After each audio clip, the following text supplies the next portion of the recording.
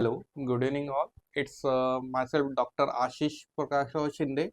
I'm MBBS MD Pathology.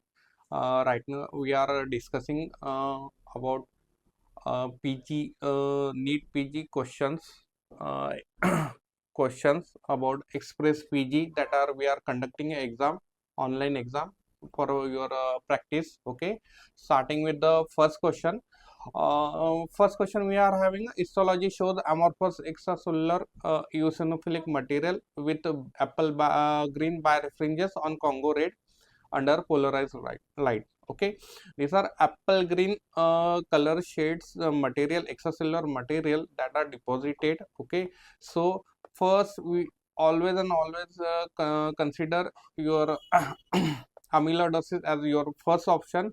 Whenever we are question is having a directly giving a hint about the Congo red. Okay, apple green birefringes, so it is answer is C, amyloidosis. Next question is histology. Histopathology image shows mucosa containing goblet cells with intracellular mucin. Okay, which of the following is the most likely diagnosis? Here we are having the tissue biopsy. Tissue biopsy, it doesn't indicate any uh, organ detection. So we are this one is for basic questions for MBBS NEET exam.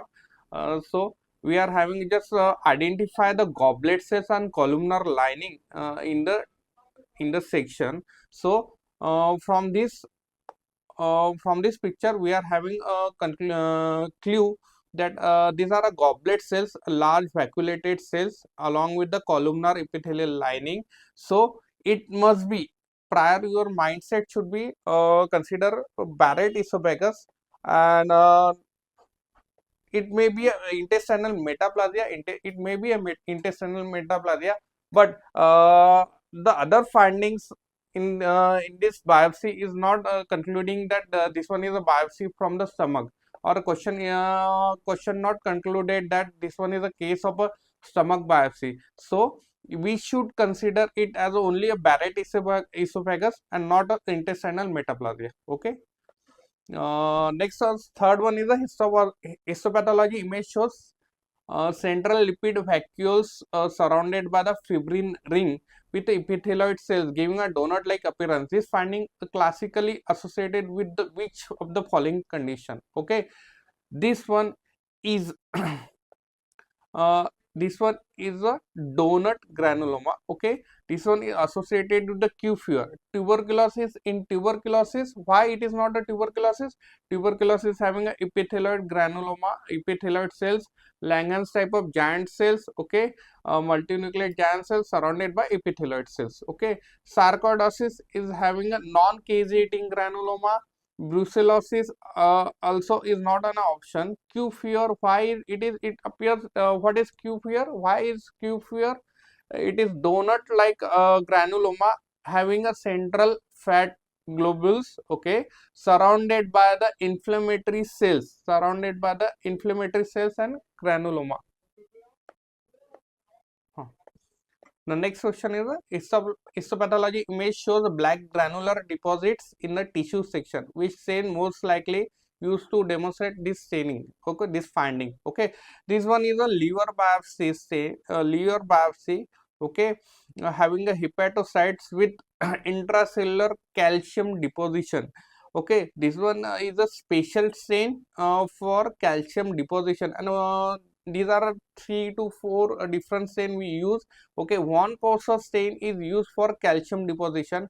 For NEET PG concern. Okay, we should identify the black color stain, and finding should be associated with the one cosa or calcium deposition. Okay, so it is not a pass stain. Pass stain appears purple color, Prussian blue appears blue color, Alizarian red is appears red color, and it is for fat globules. Okay, now next question is which type of necrosis is seen in a acute pancreatitis. Okay, these are 4 options: caseous necrosis, coagulative necrosis, fat necrosis, and liquefactive necrosis. As we know, The pancreas, what is the pancreas? Pancreas secretes multiple enzymes and hormones. Okay, so it is having a, it secretes lipase. Okay, it secretes amylase. Okay, it secretes pancreatic lipase enzyme. Okay, so what are the finding this pancreatic lipase, and this destroy the fats, peri-pancreatic fat destroyed by the lipase enzyme, so that will leads to fat necrosis. This free fatty acid combined with the salts, okay, mainly calcium and sodium, and form fatty salts, that is fatty deposition or white chalky sticks deposition noticed surrounding the pancreatitis. Okay, that may undergo consideration and may form a stones. Okay, these are the only the question is about necrosis, so it is having only fat necrosis that is finding in the acute pancreatitis. Now starting with the next question is the most specific tumor marker for hepatocellular carcinoma. Okay, tumor marker for hepatocellular carcinoma. Now considering a hepatocellular carcinoma, okay, hepatocytes initially in early phase of life secretes alpha fetoprotein during a yolk sac, during the in the before childbirth. Hepatocytes are having a tendency to secrete alpha fetoprotein. Okay, so it this tendency disappear after the delivery, after the newborn. Okay, but hepatocytes having a tendency to secrete AFP alpha fetoprotein during a malignancy. Okay, CA 19.9 is associated with the other options are CA 19.9. These are associated with ovarian cancer, carcinoma. Okay, CA also stomach and other malignancy. PSA is associated prostate malignancy. Okay, so from all these options, it is alpha fetoprotein that are associated with the hepatocellular carcinoma. Next one is which of the following is the hallmark of acute inflammation? Okay. Now these are the four findings: vasodilatation, increased vascular permeability, leukocyte immigration, and release of cytokines. These are all the four findings that are noted in acute inflammation. Okay, but major and most common, most characteristic finding is the increased vascular permeability. Because of that, only and only increased vascular permeability leads to inflammatory response. So this one is the main on most characteristic finding that is noted in the acute inflammation. Okay, regarding the next question is regarding the inheritance patterns of hemophilia. Which of the following statements are correct? Okay, option is A1. A is hemophilia A is autosomal recessive. B is hemophilia B is autosomal recessive. Hemophilia C is autosomal recessive, and option D is hemophilia A and C are autosomal recessive. Okay, as all you should know what are X-linked disorder, what are autosomal recessive disorder, autosomal dominant disorder.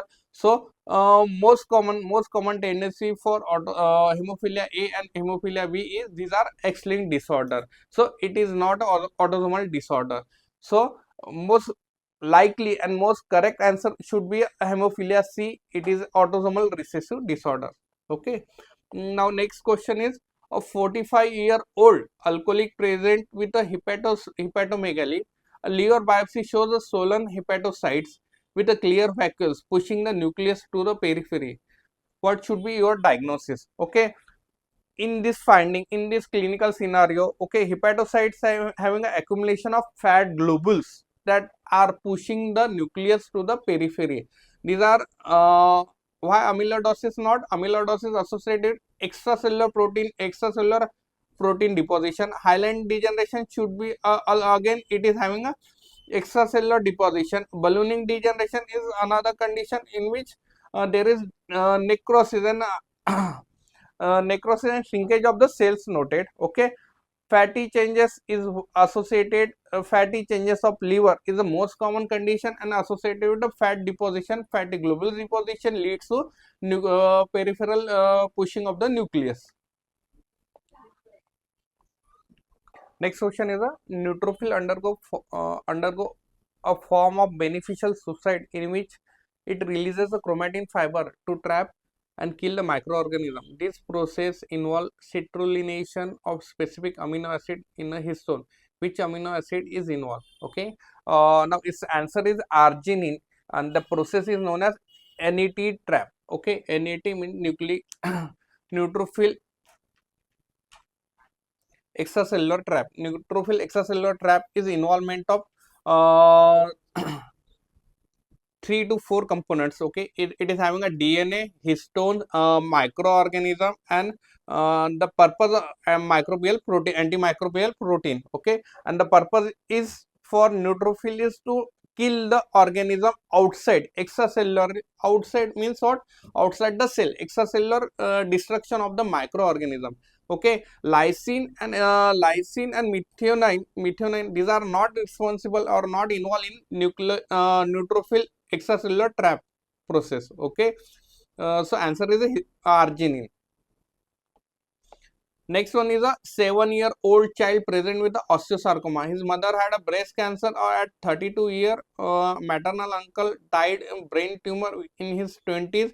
Multiple family history have developed a malignancy at unusually young age. Which of the following genetic abnormality best explained in this presentation? Okay, as you all know, mutation in RB1 gene is associated with osteosarcoma, retinoblastoma. So it is not a case.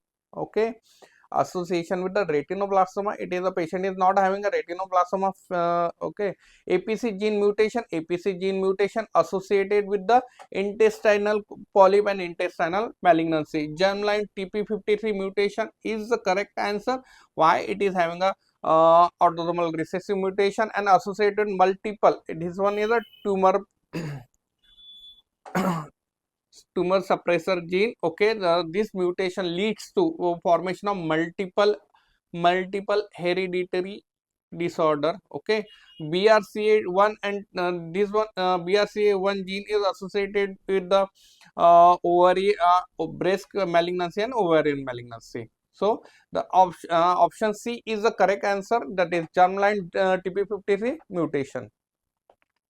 Next one is a 42-year-old man undergo renal transplant. On the 6th post-operative day, he develops fever, graph, tenderness, reduces the urine output and rising of serum creatinine. Renal biopsy showed dense interstitial lymphocytic infiltration with a tubulitis. The graph improves after increasing immunosuppression.